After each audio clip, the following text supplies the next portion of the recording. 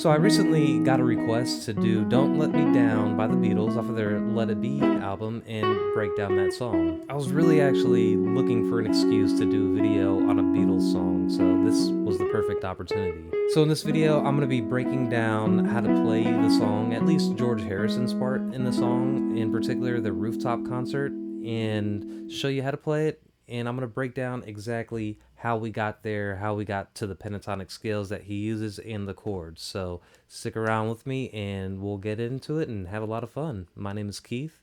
Welcome back to the channel. Alright, so to begin everything off, we're going to go through that intro riff. So let's jump down to the fretboard. I'll play it once, break it down, and show you even further how we got there. Alright, so here's the intro riff.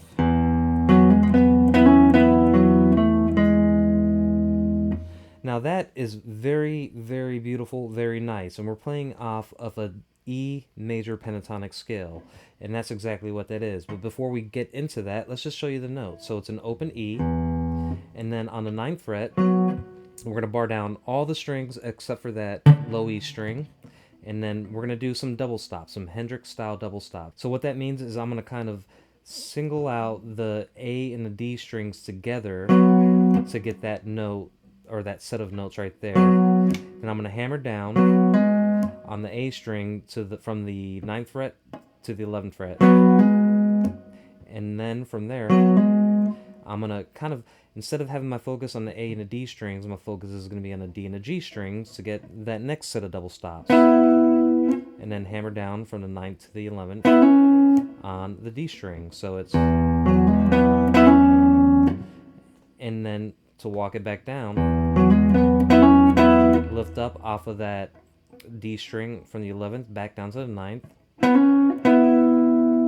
and then we're going to hit this 9th fret of the A string, and then 12th fret of the A string, then the 11th fret, all in that major pentatonic scale. So let's do it once really slowly, and then I'll go normal speed.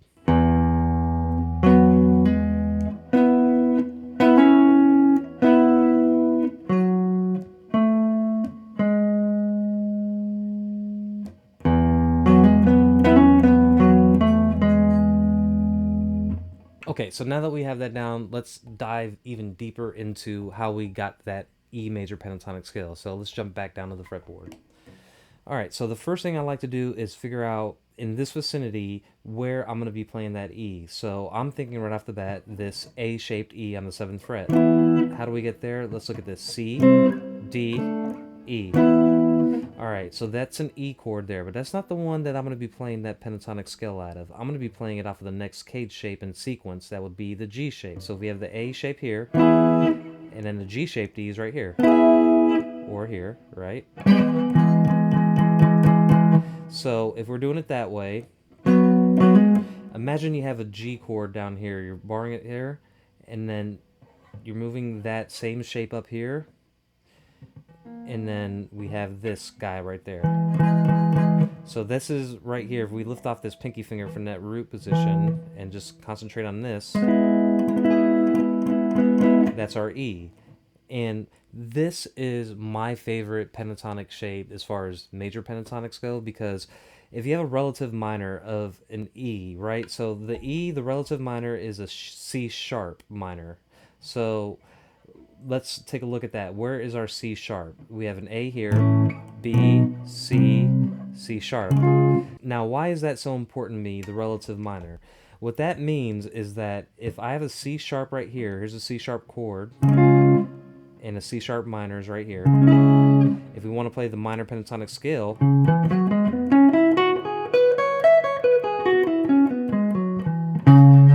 on that C sharp, right? So what we're going to be doing instead, and the way I like to think about it, since we're in that G shape, we're going to use that same exact pattern, but instead of starting right here in the C sharp, we're going to start on that E and run down through that whole sequence of notes, all those dots. And that's our other E, or high E. And that is our beginning, our root. So we're starting on the root in that G shape. That's why the G shape is so nice, because coming out of that A shape, could do something like that. It's really easy to kind of slide up from that A to that G. That's why I love it so much. And this, again, Hendrix loved playing down here.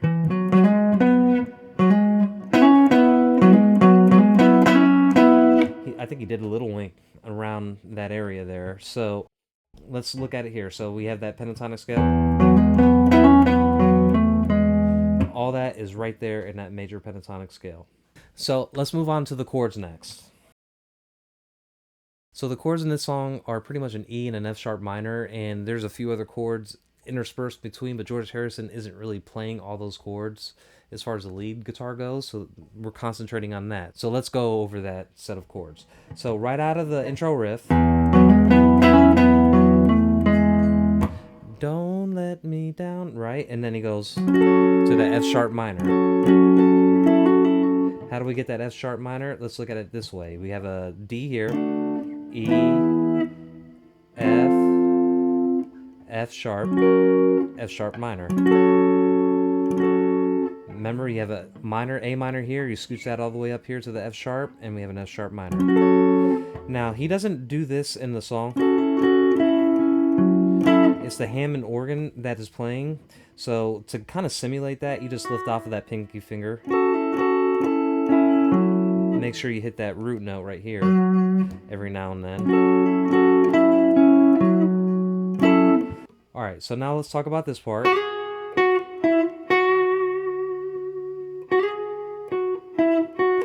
He is not playing that in the song. The only reason I'm doing that is to kind of keep myself in time with the song, since I'm not singing it for this example. You could do it that way. It's all on that same pentatonic scale, or you could do it like Marty does it, which he does these octaves. We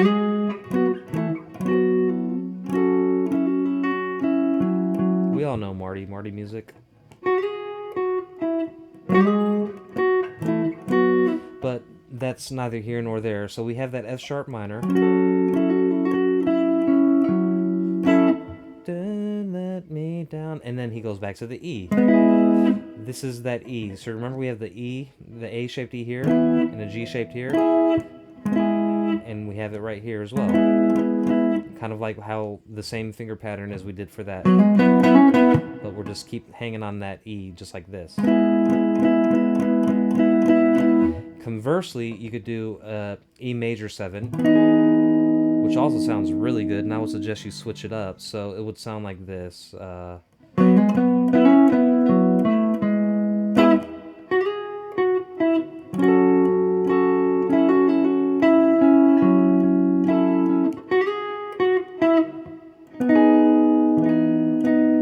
Instead of... So how is this a E major 7? Let's just take a look at it here. He goes a E, and then to get the 7th, this is right here. Let's count it out. 1, 2, 3, 4, 5, 6, 7. That's our 7, based off of that E major scale. So we're taking that 7 and adding it in. So instead of this bar chord, we're just kind of fingering it down like that. That's how we get the 7th, and that's how we do that main verse.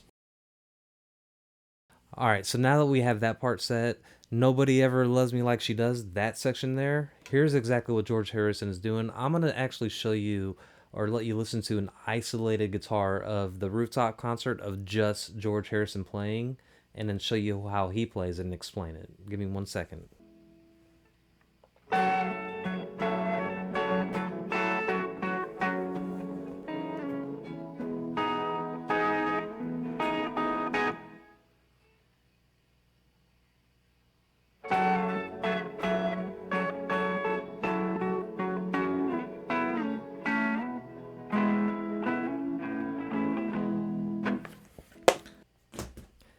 It really doesn't sound like much, does it? So basically, that is what he's playing. Nobody Ever Loves Me Like the Way She Does. It's something like this.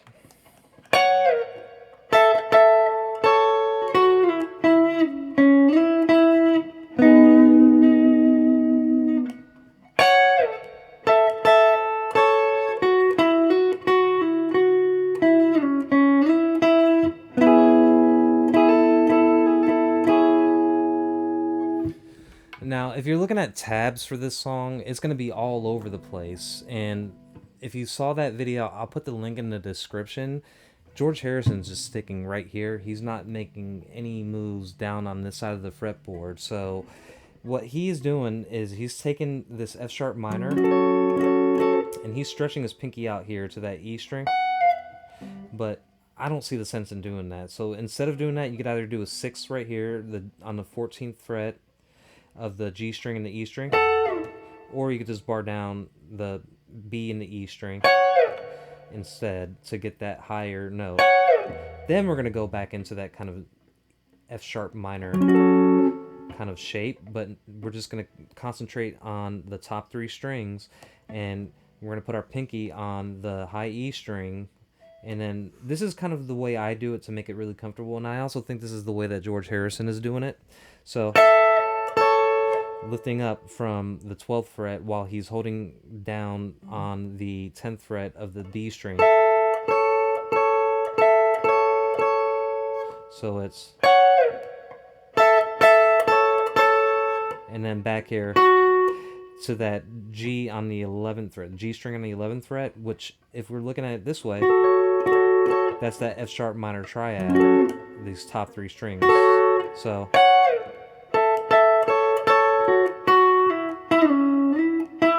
and then we're going back down and up on the pentatonic scale. And then he's ending on this E major 7th. That's the first part. So real quick.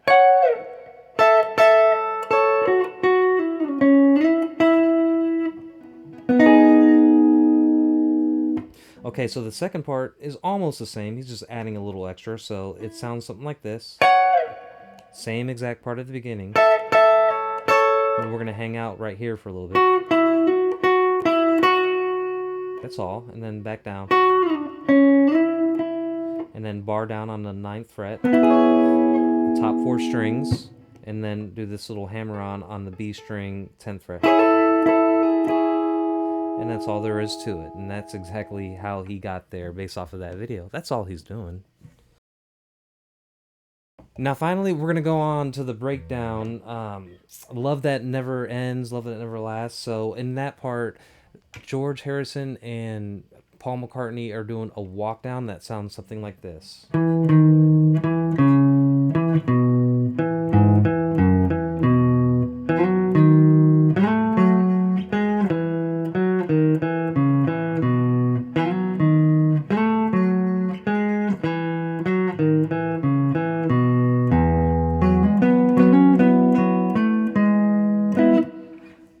Okay, so that sounds and it looks like a lot, but I promise you it's manageable if you break it down into chunks. All right, so the first chunk that we're doing here, and again, I want to reiterate the tabs for this. If you look at them, I'm not sure that the top tabs are correct because you could do the same thing different ways. Basically, it's a walk down, and we're kind of hanging on this. That's an E, so we're hitting an E in between everything. So we're going to walk down. So that's the 7th fret of the A string. Then it goes 7, 6, 7, 4, 7, 2. Then hop up to the D string. 2, low E string, 4, 2, 2 on the low E string. 2, and then 2 on the A string. So why are we doing it that way? Because you could do it this way.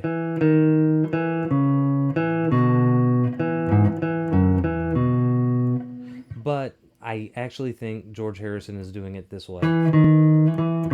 You could kind of tell by the pitch of the isolated track. Now, I'm hitting that low E string with my thumb instead because I think it's easier for me to do it that way, but you don't have to. So it's just a little bit of a jump if you do it that way or you do it this way. I find it easier to use my thumb. Look, there's no rules on how to play guitar. Nobody's going to tell you their rules. If it sounds awesome, it doesn't matter if you use your thumb, you could use your foot. I don't care what you use as long as it sounds good. So we're going to do that one time through, that little beginning walk down.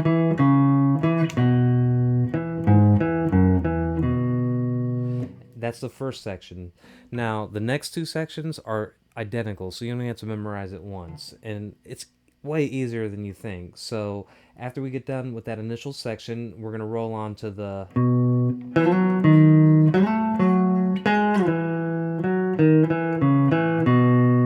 That's all there is to it. I did it kind of fast there, but you do that section twice and that's it. So, what exactly did we do? So, if we ended it on right here, we're going to move on to that next section and we're going to slide up from the second fret to the fourth fret of the D string, and then the sixth fret of the A string. Slide that up to the seventh and ninth. So it's. And then from there on the D string, we have 6, 2, 4, 1, 2, 4 on the A string, 2 on the D, 2 on the A string, and then you repeat it again.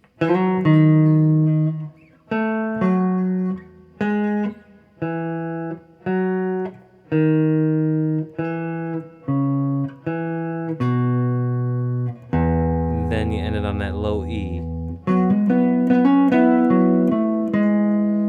Run through that beginning riff again and you're done. Now, the thing I wanted to emphasize and stress here was the fact that you don't have to memorize everything in one big piece. It's easier to memorize them in chunks, and if you break it down even further, a lot of this stuff is repeated. So when we're doing that first part, it's a bunch of walk downs. You memorize that one part,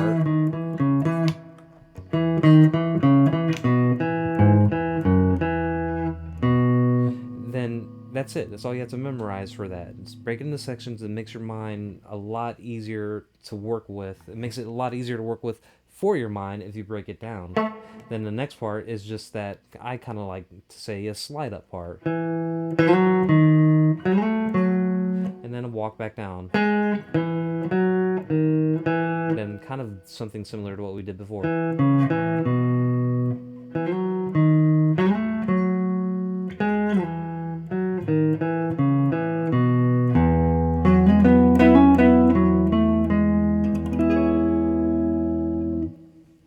Alright, so finally, if you wanted a solo over this whole thing, just pick an E major pentatonic scale. For example, when at the end of the song, when John Lennon is going, ooh, ooh, it's in the E major scale. So if we look at the E major scale here, starting from the 12th fret,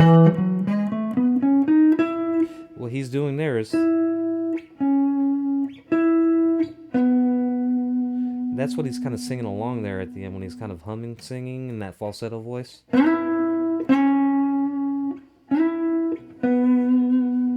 I would just suggest messing around with all the E major pentatonic scales and you'll be on your way quicker than you know it with this song.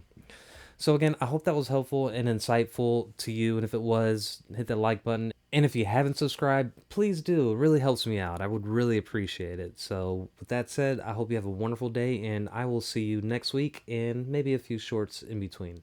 Bye. Right at the camera.